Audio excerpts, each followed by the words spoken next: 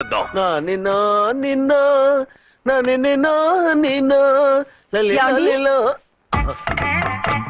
మాట వినకుండా వెళ్ళారు. ఇప్పుడు చూడండి ఎంత బాధపడుతున్నారో. లేవండి. లేస్తే పడుకోలేను. నేను పడుకోబెడతానుగా. లేవండి, జ్యూస్ తాగుదురు గాని. ఇప్పటికి 6 సార్లు తాగాను, ఇంకా నా వల్ల కాదు. అలా అనకండి, భోజనం లేదుగా, నీరసం వస్తుంది. పట్టండి. అయ్యో వద్దండి, వద్దండి. అండినా? అండి అన్నానండి, అనే ఉంటానండి. ఈ బాంబులు తాకిడికి ఎవరితో ఏం మాట్లాడుతున్నానో అర్థం కావట్లేదండి బాబోయ్. మీ మాటలో కూడా తేడా వచ్చింది. అదండి బాంబింగ్ ఎఫెక్ట్ అండి. మూతి పగిలి 4 ఖర్చుకున్నాను. అయ్యో, మీకేదైనా అయితే నాకు దిక్కెవరు? ఆయనే, ఇంకెవరు? ఆయనెవరు? ఆయనంటే దేవుడు. దేవుడు.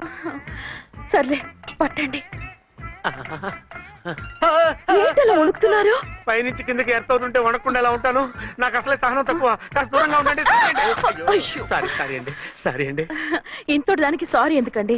సారీ మార్చుకుని వస్తాను. ఉండండి.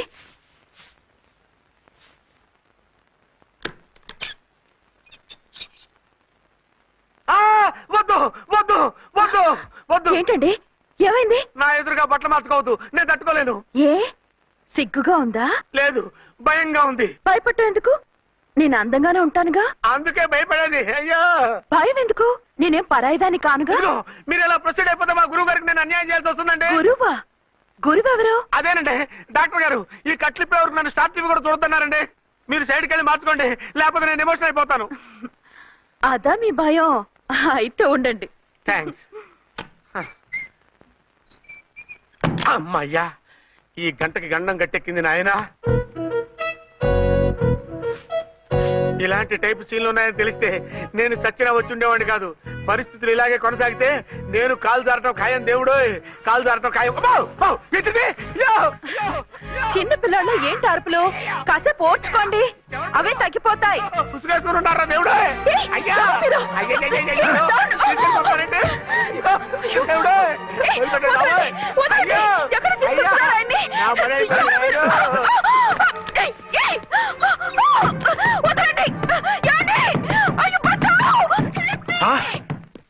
ఏంటో కేకలు? ఝాన్సీ గొంతులో ఉందండి. ఓరి నాయనో, ఆ దరిద్రుడు ఝాన్సీని చూసి అటెంప్ట్ ఏమైనా చేసేస్తున్నాడేమో.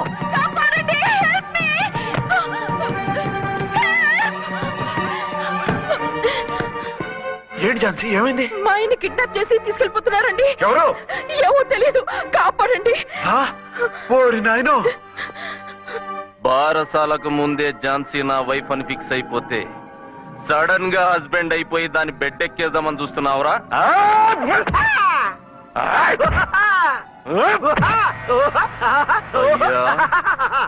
నేనింత సీరియస్ గా కొడుతుంటే వీడు కామెడీ లెక్క నవ్వుతుండేంది? ఈడి ఏడిపోయి ఇలా లాఫింగ్ టైప్ లో ఉంటదేమో. ఇంకో 2 రౌండ్లు వేసుకో. వేసుకోరా బాబు.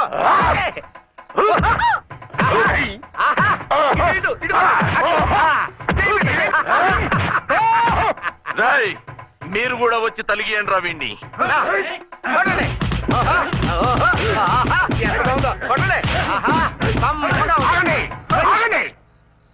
ఈడు ఎందుకు ఏడవకుండా నవ్వుతున్నాడో నాకు ఇప్పుడు అర్థమైంది. ఎందుకు?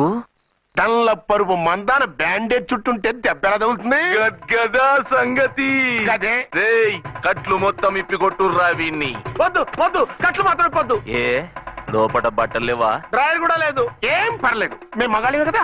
ఇప్పండి రా. వద్దు వద్దు బాబాయ్, కట్లిపోతున్నారు బాబాయ్. బాబా, ఏంటిది? రక్షించండి సార్, నన్ను రక్షించండి సార్.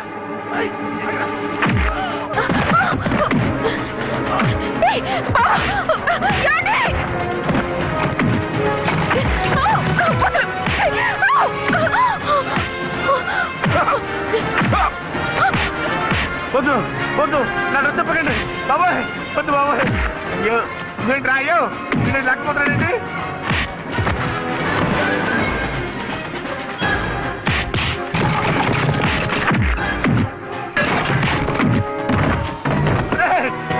నాకంటే రా, నర్మై చేస్తాను రే.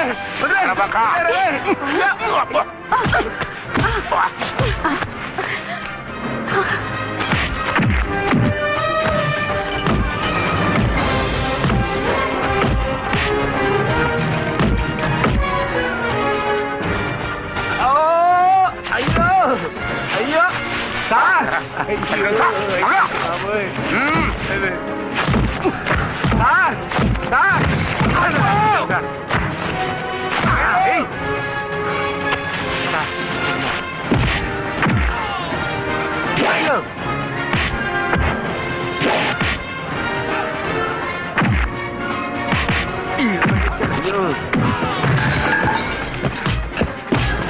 సార్ రక్షించండి సార్ మొత్తం తీసేస్తాయి బాబోయ్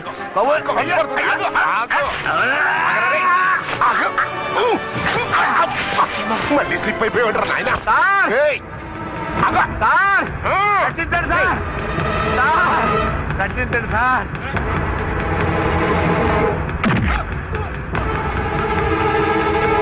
ఒక్క బాతుకుందరు రై వేసరే.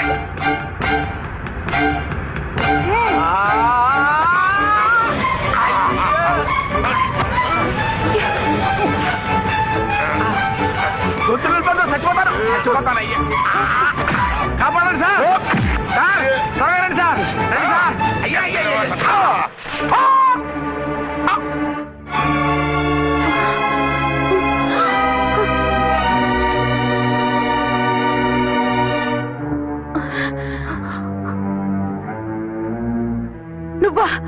నువ్వు ఈ వేషాలు ఎందుకు వచ్చావు? నన్నెందుకు మోసం చేశావు? సారీ, నిన్ను మోసం చేసిన వీడి కాదు, వారు. మా ఆయన ఎక్కడా? బైబిల్ మొత్తం చదివి ఏ సుప్రీం ఎవరని అడుగుతా వింటమ్మా. ఎంతకాలం నీ కొమ్మగుడు ఉన్నారనుకుని తెగ మురిసిపోయారు. కానీ మీరు కట్టుకున్నది పంచుకున్నది ఒకే ఒక మొగుణ్ణి, వారే వీరు.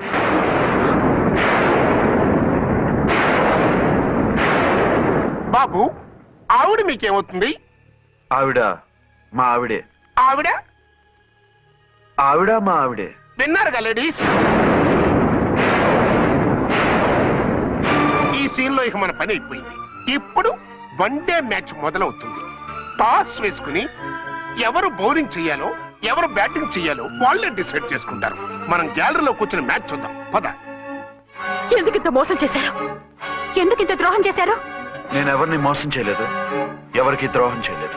పాపం, విధి ఆడిన వింత నాటకంలో ఆర్టిస్ట్ అయి ఉంటాడు. చెప్పండి, ఒక పెళ్లి చేసుకుని నన్నెందుకు రెండో పెళ్లి చేసుకున్నారు? మీకు భార్యగా నేను సరిపోలేదా? ఆవేశపడకుండా నేను చెప్పేది వినండి. నువ్వు చనిపోయావు అనుకుని అందరూ కలిసి నాకు బలవంతంగా పెళ్లి చేశారు. ఆ విషయం నాకెందుకు చెప్పలేదు? పెళ్ళయిందంటే నేను చేసుకోనన్నా, చీ కొడతానన్నా? నిజం దాచి పెళ్లి చేశారని నాకు మన పెళ్ళైన తర్వాత తెలిసింది. అప్పుడైనా మీరు చెప్పాలిగా, ఎందుకు చెప్పలేదు? చెప్తే నువ్వు మిమ్మల్ని వదిలేస్తానని భయపడి చెప్పలేదా? నన్ను వాడుకునే ఛాన్స్ మిస్ అవుతుందని చెప్పలేదు? Don't talk రబేష్. కొంతకాలం ఆగి చెప్తే చచ్చినట్టు పడుంటారు. ఎంచక్క ఇద్దరితోనూ సంసారం చేయొచ్చని ఆశపడ్డారా? అది కాదు అర్చన, నువ్వైనా నన్ను అర్థం చేసుకో. చచ్చిపోయాననుకుని తను చేసుకున్నారు అంటే మీ మనసులో నాకు స్థానం లేదు, నా మీద మీకు ప్రేమ లేదు. అదే మాట అర్చన. ఎస్, నా మీద ప్రేమే ఉంటే పెళ్లి చేసుకుందామనే ఆలోచన మీకు వచ్చి ఉండేది కాదు. మరో పెళ్లి చేసుకోరు. నేను చెప్పేది విను. నన్ను ముట్టుకోకండి. ఏ రోజైతే తన మెళ్ళో తాళి కట్టారో ఆ రోజే మన బంధం తెగిపోయింది. ఆ రోజే మీ అర్చన నిజంగా చచ్చిపోయింది. ఉండండి, తనతోనే ఉండండి, తన్నే భార్యం చేసుకోండి. నాకు కావాల్సింది శీలం చెడిన మగాడు కాదు, శీలం ఉన్న మొగుడు. Out out.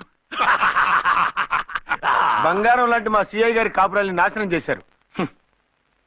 రేయ్, వచ్చే సినిమాలో హీరోగా పుట్టి మీ ఇద్దరి అంతు చూస్తాను. ఖబర్దార్. ఏమో అర్చన, ఏమిటి నువ్వు చేసిన పని? మాట్లాడుకో, నీకు మాట్లాడే అర్హత లేదు. నేను నీ తల్లినే. కూతురి మొగుడికి రెండో పెళ్లి చేసిన నువ్వు తల్లివా? నాకు సవతిని తెచ్చిపెట్టిన నువ్వు తల్లివా? తల్లివైతే నీ అల్లుడికి మళ్ళీ పెళ్లి చేశావు? నువ్వు చచ్చావని అతను కుమిలిపోతుంటే చస్తాడేమని భయపడి పెళ్లి చేశానే, ఏం తప్ప? ఖచ్చితంగా తప్పే. నాకే కన్నొక్కరా కాలొక్కరా, నాలో ఏ లాభం ఉందని, ఏం తక్కువ అని రెండో పెళ్లి వాడికి రెండో పెళ్ళంగా పడి ఉండాలి. అంటే జీవితాంతం మొగుడు లేకుండా బతుకుతావా? మొగతోడు లేకుండా ఉంటావా? ఏ మొగుడు లేకుండా బ్రతకలేనా? ఆడదానికైనా మొగుడు అవసరం, మగాడికి పెళ్ళ అవసరం లేదా? నేను ఇంకో మొగాడిని చేసుకుంటే అతను సహిస్తాడా, భరిస్తాడా? నోర్మై, మగాడికి ఆడదానికి పూలిగెట్టు. మగాడికి ఏమైనా కొమ్ములున్నాయా? స్పెషల్ గా పైనుండి ఊరి పడ్డాడా? వాళ్ళు తినే ఉప్పు కారమే మేము తింటున్నాం, వాళ్ళ ఒంట్లో రక్తమే మా ఒంట్లోనే ప్రవహిస్తోంది. అది కాదమ్మా, మొగుడిని వదిలేసిన ఆడదాన్ని నీచంగా చూస్తారు, చులకన చేస్తారు. పెళ్ళాన్ని వదిలేసిన మొగుడిని గౌరవించి హారతలు పడతారా? అతను నిన్ను వదిలేయాలనుకోవడం లేదు, నిన్నే కావాలనుకుంటున్నాడు. అతను కావాలనుకుంటున్నది భార్యని కాదు, ఆడదాన్ని. అంటే దూరం చేసుకుంటావా? లేకపోతే దగ్గరే ఆత్మాభిమానం చంపుకొని కాపురం చేయమంటావా? 3 ముళ్ళు 7 అడుగులు 4 గోడలు ఇవే ఆడదానికి హద్దులని పడుండమంటావా? దాని పక్కనో రాత్రి నా పక్కనో రాత్రి పడుకునే మనిషిని నా మొగుడిని అనుకోమంటావా? నేను సత్తినా సవతినా లేక సానినా? ఏ అర్థం చెప్పుకొని ఏ హోదాతో అతనితో ఉండమంటావు? పరాయి ఆడదానికి దక్కినవాడు నా మొగుడు కాదు. అంటే ఏమిటావు? ఆ మొగుడిని వద్దనుకుంటాను, విడాకులు తీసుకుంటాను.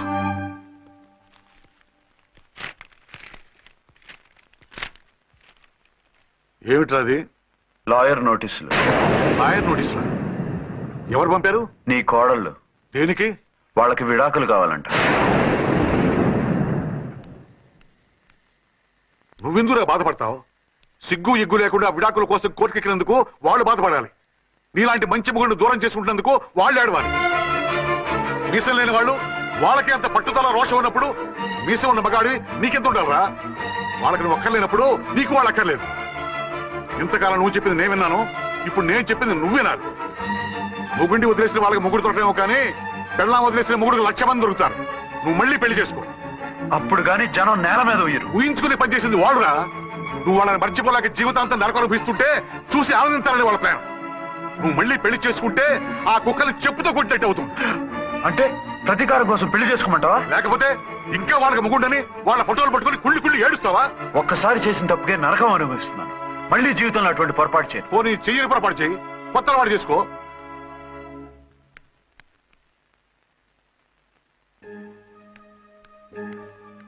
ఇదిగో నాలాగా తాగుడు అలవాటు చేసుకో. బాధల్ని బాధ్యతల్ని మర్చిపో. పెళ్ళాలు వదిలేసిన మొగుడని అవమానం పడే కంటే గౌరవంగా తాగుబోతు అనిపించుకో. అలాగే తండ్రిగా ఆనందిస్తాను. తీసుకో.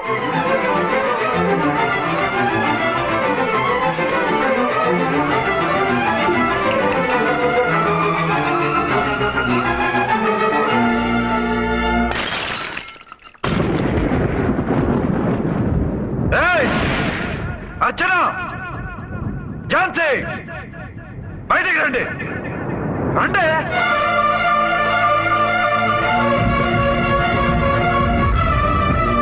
भाई और बहनों, देखो ये मेरा फर्स्ट पत्नी है, ఇది నా సెకండ్ పత్ని. ఏంటి ఆ లుక్లు? తాగొచ్చానా? నేను తాగలేదే, మీరే తాగించారు. తేగేదాకా తెచ్చారు, తాగేదాకా తీసుకొచ్చారు. నాకు విడాకులు ఇస్తారు. మనది పెళ్ళ పేకాట. ఆడినంతసేపు ఆడి మధ్యలో మిడిల్ డ్రాప్ చేయడానికి. అసలు నేను మీకేం ద్రోహం చేశాను? నువ్వు తిరిగి రాగానే on the spot first night cancel చేసుకుని నీ దగ్గర పరిగెత్తు రావడవా? ఇంకో మగాడు ఎవడైనా అయితే అలా వచ్చేస్తాడా? చెప్పను ఛాలెంజ్. నువ్వు చచ్చావు అనుకుని పిచ్చి వెదవలా తయారయ్యాను. కళ్ళు పూసుకుంటే కళ్ళలోకి వస్తున్నావని కంటికి నిద్ర లేకుండా కడుపుకి తిండి లేకుండా గడిపాను. చచ్చి నీ దగ్గరికి వద్దాం అనుకున్నాను.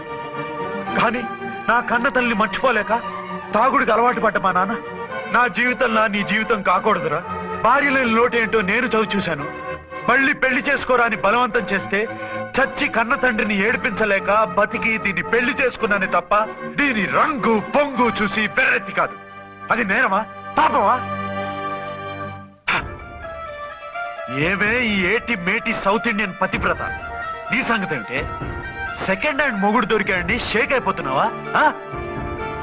ఇంతకు ముందు నేను ఎప్పుడైనా తాగానా? నేను తాకానా? కామం కళ్ళకెక్కి నీతో మంచం ఎక్కానా? మజా చేశానా? పెళ్ళైన తర్వాత కూడా నిన్ను పతివ్రతలా బతకనిచ్చాను కదే.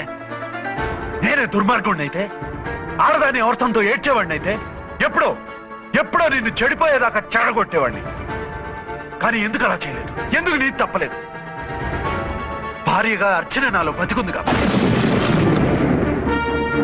నిజం చెప్పలేదు అని చెప్పుకోవాల్సిన మేకలా గించుకుంటున్నావు. ఎందుకు చెప్పలేదో తెలుసా? నా కూతుర్ని ఎవరు చేసుకోవడం లేదు, రెండో పెళ్ళంటే వద్దంటుంది అని మా బాబు దగ్గరకు వచ్చి ఏడిస్తే నాకు అబద్ధం చెప్పి నీకు తాళి కట్టించారే. 20 ఏళ్లుగా కనీ పెంచిన నీ అబ్బే నీకు నిజం చెప్పినప్పుడు నేనెందుకు చెప్పాలి? అది బతికొచ్చిన తర్వాత మా వాళ్ళు నీకు నిజం చెప్పలేదని తెలిసింది. అప్పుడు నాకు ఇదివరకే పెళ్ళయింది, చచ్చిందనుకున్న నా పెళ్ళం తిరిగి వచ్చిందని నీకు చెప్తే గుండె పగిలి చేస్తావని నీకు చెప్పలేదే. నువ్వంటే నా ఆల్ ఇండియా పతివ్రత 9 నెలలు లంకలో ఉండొచ్చిన సీతని అగ్ని ప్రవేశం చేయమన్నాడా రాముడు? ఎవడో వెదవకూత కుశాడిని కడుపుతో ఉన్న తన పెళ్ళాన్ని అడవిలోకి పంపించాడు. అదే రాముడు, నీ ఫేవరెట్ గాడ్. నువ్వు అడ్రస్ లేకుండా 25 నెలలు ఎక్కడికో పోతే ఎక్కడున్నావు, ఏం చేశావు, ఎవరితో ఉన్నావు అని అడిగానా? లేదు. అనుమానించానా? లేదు. బాయ్, భార్య అంటే ప్రేమ, భార్య అంటే నమ్మకం, భార్య అంటే విశ్వాసం. ఆ రాముడు గ్రేటా, నీ మొగుడు గ్రేటా? చెప్పవే, చెప్పు. ఆ రాముడిని దేవుణ్ణి చేసి గుళ్ళో కూర్చోబెడితే నన్ను రాయించేసి రోడ్డు మీదకి విసిరేస్తావా? పేరుకు పెళ్ళానివే గాని నిన్ను అమ్మకన్నా ఎక్కువగా ప్రేమించానే. నువ్వు కనీసం ఆ బిడ్డకిచ్చే విలువ కూడా ఇవ్వలేదు కదే తల్లి. ఇద్దరు భార్యలకి న్యాయం ఎలా చేయాలో తెలియక కుమిలిపోయాను. మీ ఇద్దరికి నిజం తెలిస్తే ఏమైపోతారో అని భయపడ్డాను. మీ కంట్లో నీళ్లు రాకూడదని మీరిద్దరూ ఏడవలసిన ఏడుపు నేనేడ్చానే. ఇంత చేస్తే మీరు నాకు విడాకులు ఇస్తారా? అసలు మీరిద్దరు పొజిషన్లోకి రండి, రండి. నన్ను వద్దని మీరిద్దరు వదిలేస్తే వచ్చి మీ కాళ్ళ మీద పడతారనుకున్నారా? నెవర్. అవును, నన్ను వద్దనుకున్నప్పుడు నేను కట్టిన మంగళసూత్రాలు మాత్రం ఎందుకు? సేఫ్టీగా వాటిని అలాగే ఉంచుకుని మాజీ భార్యలుగా హ్యాపీగా బతుకుదాం అనుకుంటున్నారా? నో, నీకు ఆ ఛాన్స్ ఇవ్వను. తాళి ఉన్న పెళ్ళాలుగా కాదు, తాళి తెగిన భార్యల్లా, మొగుడు చచ్చిన విధవల్లా మీరు తెల్ల చీరలు కట్టుకునేట్టు చేస్తాను. విడాకులు ఇవ్వకుండా మిమ్మల్ని విడాకులు చేస్తాను. జీవితాంతం కుళ్ళి కుళ్ళి కుళ్ళి ఏడ్చేలా చేస్తాను. బాయ్. ఆగండి. ఏ, నేను చావడం కూడా నీకు ఇష్టం లేదా? మీరు బతకాలి, నిండు 100 ఏళ్ళు సుఖంగా జీవించాలి. మీ మీద ప్రేమ లేక కాదు, మీరంటే ఏంటో తెలియక కాదు. నా వల్ల మీకు ఝాన్సీకి అన్యాయం జరగకూడదని నేను మిమ్మల్ని అనుమానించాను, అవమానించాను. మీకు దూరం కావాలనుకున్నాను, విడాకులు కోరుకున్నాను. నేను మీకు భార్యనయ్యాను, మీ బిడ్డకు తల్లినయ్యాను. కొంతైనా మీతో జీవితాన్ని తృప్తిగా అనుభవించాను. కానీ ఝాన్సీ ఒక్క పసుపు తాడు తప్ప భార్యగా ఏమీ పొందలేదు. భార్యగా మీ జీవితంలో తనకి చోటివ్వండి. లేదక్క, అలా చేస్తే నువ్వు భర్తనే కాదు, బాబుకి తండ్రిని కూడా దూరం చేసిన దానివి అవుతావు. ఆయన మనస్ఫూర్తిగా ఇష్టపడి చేసుకుంది నిన్ను, ప్రేమించింది నిన్ను. ఆయన మనసులో నీకు తప్ప నాకు స్థానం లేదు. నువ్వు బలవంతంగా నన్ను భార్యని చేసినా మనిషిని సొంతం చేసుకోగలను గాని మనసుని పంచుకోలేను. ఆ భార్య స్థానం ఎప్పటికీ నీదే. ఒకరి మీద ఒకరు ఇంత ప్రేమను పెట్టుకొని ఒకరి గురించి ఒకరు ఆలోచించి మీ జీవితాలని పాడు చేసుకోకండి. అక్క చెల్లెళ్ళలాగా కలిసిమెలిసి అతను సుఖపెట్టి మీరు సుఖంగా ఉండండి. క్షమించండి, నాకు భార్య అర్చనే కానీ ఝాన్సీ కాలేదు. అవునా, ఆయన ఎప్పటికీ శ్రీరామచంద్రుడిలాగానే ఉండాలి. ఆ రాముడికి సీత ఒక్కటే, ఆ సీత అక్కే. మరి నీ బతుకు? నేను మళ్ళీ పెళ్లి చేసుకుంటాను. నా గురించి ఆలోచించకుండా మీరిద్దరూ సుఖంగా సంతోషంగా ఉండండి. ఈ రోజు నుంచి ఆవిడే మీ ఆవిడ.